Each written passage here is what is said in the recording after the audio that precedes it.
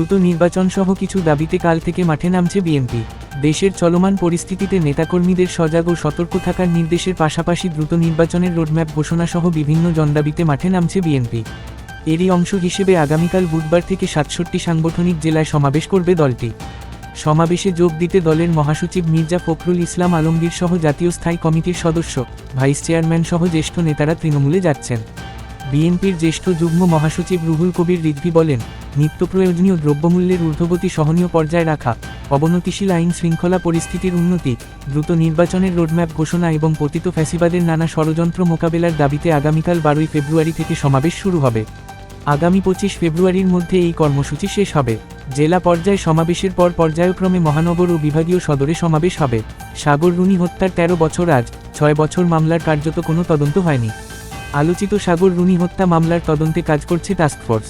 তারা সাংবাদিক নেতা, ওই সময় দায়িত্বে থাকা পুলিশ কর্মকর্তা সহ সংশ্লিষ্ট ব্যক্তিদের জিজ্ঞাসাবাদ করছে। একই সঙ্গে হত্যার রহস্যভেদে তথ্য প্রযুক্তির সহায়তা সহ পারিপার্শ্বিক বিভিন্ন বিষয় নিয়ে কাজ করছে। তবে তদন্ত শেষ না হওয়া পর্যন্ত এখনই আশাবাদী হতে চায় না সাগর রুনির পরিবারের সদস্যরা। ২০১২ সালের ১১ ফেব্রুয়ারি আছরাঙ্গা টেলিভিশনের তৎকালীন বার্তা সম্পাদক সাগর সরোয়ার এবং এটিএন বাংলার জ্যেষ্ঠ প্রতিবেদক মেহেরুন রুনিকে হত্যা করা হয়। ওই সময় তৎকালীন স্বরাষ্ট্রমন্ত্রী সাহারা খাতুন ৪৮ ঘণ্টার মধ্যে অপরাধীদের গ্রেপ্তারের প্রতিশ্রুতি দিয়েছিলেন। সেই ৪৮ ঘণ্টা পার হয়ে আজ ১৩ বছর পূর্ণ হয়েছে, তবু আধারেই ডুবে আছে সেই হত্যা রহস্য। আলোর মুখ দেখেনি তদন্ত, কে বা কারা এই হত্যাকাণ্ডে জড়িত জানা যায়নি আজও। এমন পরিস্থিতিতে কাজ করছে টাস্কফোর্স। আজ মঙ্গলবার এই হত্যাকাণ্ডের ১৩ বছর পূর্ণ হল। সংশ্লিষ্ট সূত্রে জানা গেছে, গত বছরের ৩০ সেপ্টেম্বর সাগর ও রুনি হত্যার ঘটনায় করা মামলার তদন্তে বিভিন্ন বাহিনীর অভিজ্ঞ তদন্ত কর্মকর্তাদের সমন্বয়ে উচ্চ ক্ষমতাসম্পন্ন টাস্কফোর্স গঠনের নির্দেশ দেন হাইকোর্ট। তাদের ৬ মাসের মধ্যে তদন্ত শেষ করতে বলা হয়েছে। একই সঙ্গে মামলার মূল তদন্ত থেকে র্যাবকে সরিয়ে দেওয়ারও আদেশ দেওয়া হয়। রাষ্ট্রপক্ষের আবেদনের শুনানি নিয়ে বিচারপতি ফারাহ মাহবুব ও বিচারপতি মুহাম্মদ মাহবুবুল ইসলামের হাইকোর্ট বেঞ্চ এই আদেশ দেন। এ বিষয়ে পরবর্তী আদেশের জন্য আগামী ৬ এপ্রিল তারিখ ধার্য করা হয়। হাইকোর্টের নির্দেশে গত ১৭ অক্টোবর স্বরাষ্ট্র মন্ত্রণালয়ের জননিরাপত্তা বিভাগ থেকে একটি টাস্কফোর্স গঠন করে প্রজ্ঞাপন জারি করা হয়। এতে পুলিশ ব্যুরো অব ইনভেস্টিগেশনের পিবিআই প্রধানকে আহ্বায়ক করে ৪ সদস্যের উচ্চ পর্যায়ের টাস্কফোর্স কমিটি গঠন করা হয়েছে। এতে অতিরিক্ত ডিআইজি পদমর্যাদার নিচে নয়, পুলিশের এমন একজন প্রতিনিধি, সিআইডির একজন প্রতিনিধি এবং র্যাবের একজন প্রতিনিধিকে রাখা হয়। যার প্রয়োজন তাকেই টিসিবির কার্ড দেওয়া হবে। বাণিজ্য উপদেষ্টা শেখ বশিরউদ্দিন বলেছেন, টিসিবির কার্ড নিয়ে পূর্বে ব্যাপক অনিয়ম হয়েছে। ফ্যাসিস্ট যে কাজ করেছে আমরা তা করব না, তারা যা করছে সেটা করলে তাদের সঙ্গে আমাদের পার্থক্য থাকল না। তিনি বলেন, যার প্রয়োজন আছে শুধু তাকেই টিসিবির কার্ডের আওতায় আনা হবে। সোমবার ১০ ফেব্রুয়ারি রাতে খুলনায় জেলা প্রশাসকের সম্মেলন কক্ষে খুলনা জেলার টিসিবি ডিলার ও অংশীজনের সঙ্গে মতবিনিময় অনুষ্ঠানে তিনি এই কথা বলেন। ১০০ আসনে সম্ভাব্য এমপি প্রার্থীর নাম ঘোষণা জামায়াতের। দেশে ত্রয়োদশ জাতীয় সংসদ নির্বাচনের দিনক্ষণ এখনও নির্ধারণ হয়নি। তবে নির্বাচনের আগে সংস্কারকে অধিকতর গুরুত্ব দেওয়া বাংলাদেশ জামায়াতে ইসলামী নির্বাচনী প্রস্তুতিতে সবচেয়ে এগিয়ে রয়েছে। ইতিমধ্যে দেশের ২১ জেলায় ১০০টি আসনে স্থানীয়ভাবে সম্ভাব্য এমপি প্রার্থীর নাম ঘোষণা করা হয়েছে। এর মধ্যে গাজীপুরে ৪টি, মাদারীপুরে ১টি, মেহেরপুরে ২টি, ঝালকাঠিতে ২টি, সিরাজগঞ্জে ৫টি, নওগাঁয় ৫টি, রাজশাহীতে ৫টি, খুলনায় ৬টি, টাঙ্গাইলে ৮টি, নেত্রকোনার ৫টি, ফরিদপুরে ৪টি, কিশোরগঞ্জে ৫টি, ময়মনসিংহের ১১টির মধ্যে ১০টি, মৌলভীবাজারে ৪টি, দিনাজপুরে ৬টি, শেরপুরে ৩টি, কিশোরগঞ্জে ৬টি আসনের মধ্যে ৫টি, পঞ্চগড়ে ২টি, পটুয়াখালীতে ৪টি, সুনামগঞ্জে 5টি ও পিরোজপুরে ৩টি সংসদীয় আসনে দলীয় প্রার্থীদের নাম ঘোষণা করেছে জামায়াতে ইসলামী। বাংলাদেশ জামায়াতে ইসলামীর আমির শফিকুর রহমান বলেন, জামায়াত এখনও অফিসিয়ালি প্রার্থী ঘোষণা করেনি, এটা প্রাথমিক সিলেকশন। ইলেকশন এখনও অনেক দূর। ইলেকশন কাছে এলে দল ফাইনাল সিদ্ধান্ত নেবে। তখন যাদের নমিনেশন দেবে তারাই প্রার্থী হবেন। মুখ বন্ধ না করলে ডেভিল হিসেবে ট্রিট করা হবে, উপদেষ্টা মাহফুজ।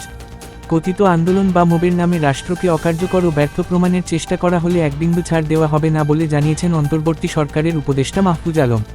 তিনি লিখেছেন, মোব করা বন্ধ করেন, আর যদি মোব করেন তাহলে আপনাদেরও ডেভিল হিসেবে ট্রিট করা হবে। সোমবার ১০ ফেব্রুয়ারি ফেসবুক পোস্টে এই হুঁশিয়ারি দেন তিনি। আওয়ামী ছাত্রলীগের নামে কাউকে রাজনীতি করতে দেওয়া হবে না, উপদেষ্টা নাহিদ। অন্তর্বর্তী সরকারে তথ্য ও সম্প্রচার উপদেষ্টা নাহিদ ইসলাম বলেছেন, আওয়ামী লীগ ও ছাত্রলীগের নামে দেশে কাউকে রাজনীতি করতে দেওয়া হবে না। সোমবার ১০ ফেব্রুয়ারি সন্ধ্যায় ঢাকা বিশ্ববিদ্যালয়ের আহত শিক্ষার্থীদের নিয়ে the heroes of Dhaka university অনুষ্ঠানে তিনি কথা বলেন। সাবেক এমপি আব্দুল মজিদ খান গ্রেপ্তার। হবিগঞ্জ ২ আসনের সাবেক সংসদ সদস্য আব্দুল মজিদ খানকে গ্রেপ্তার করেছে ঢাকা মহানগর গোয়েন্দা পুলিশ। সোমবার ১০ই ফেব্রুয়ারি রাতে রাজধানীর ফার্মগেট এলাকা থেকে তাকে গ্রেপ্তার করা হয়। পিরোজপুর ১৭ প্রকল্পে ১৬তম কোটি টাকা লোপাট। পিরোজপুর ১৭টি উন্নয়ন প্রকল্পে প্রায় ১,৬০০ কোটি টাকা দুর্নীতির প্রমাণ পেয়েছে স্থানীয় সরকার মন্ত্রণালয়। সাবেক মুখ্য সচিব, সাবেক মৎস্য ও প্রাণিসম্পদ মন্ত্রী, সাবেক সংসদ সদস্য এবং সাবেক ২ জন উপজেলা চেয়ারম্যান এই টাকা লোপাটে জড়িত। তাদের সহায়তা করেছেন স্থানীয় সরকার অধিদপ্তরের ১১ জন প্রকৌশলী। সোমবার ১০ই ফেব্রুয়ারি দুপুর ১২টায় ঢাকা দক্ষিণ নগর ভবনে ঘুষ, দুর্নীতি ও অনিয়মের অভিযোগের তদন্ত প্রতিবেদন প্রদান এবং ব্রিফিংয়ে এই তথ্য জানান স্থানীয় সরকার পল্লী উন্নয়ন ও সমবায় উপদেষ্টা আসিফ মাহমুদ সজীব ভুঁইয়া। অপারেশন ডেভিল হান্ট, একদিনে গ্রেপ্তার আরও ৩৪৩ জন।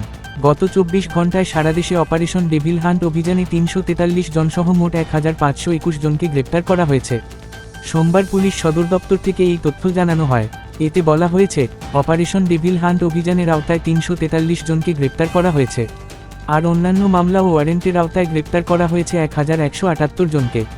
অপারেশন ডেভিল হান্ট অভিযানের আওতায় একটি বিদেশি পিস্তল, ২টি ম্যাগাজিন, ১১ রাউন্ড গুলি, ৬টি শটগান কার্তুজ, ৩টি ছুরি, ৩টি তলোয়ার, ১টি কুড়াল, ১০টি ককটেল, ৮টি লাঠি, ৪টি রড ও ৪টি রামদা উদ্ধার করা হয়েছে। চলমান সংস্কার কাজের ওপর নির্ভর করবে নির্বাচন। অন্তর্বর্তীকালীন সরকার দায়িত্ব নেওয়ার পর গত ৬ মাসে বারবার যে প্রশ্নটি সামনে এসেছে সেটা হলো কবে হবে আগামী জাতীয় সংসদ নির্বাচন। শুরু থেকেই বিএনপি সহ সমমনা দলগুলো দ্রুত নির্বাচনের ব্যাপারে সরকারকে চাপ দিয়ে আসছে। সরকারের কাছে নির্বাচনের ব্যাপারে সুনির্দিষ্ট রোডম্যাপও দাবি করেছে। সরকার স্পষ্ট করে তারিখ ঘোষণা না করলেও দুটি সময়সীমার কথা জানিয়েছে। সরকারের পক্ষ থেকে বারবার বলা হয়েছে, চলমান সংস্কার কাজের ওপর নির্ভর করবে নির্বাচন।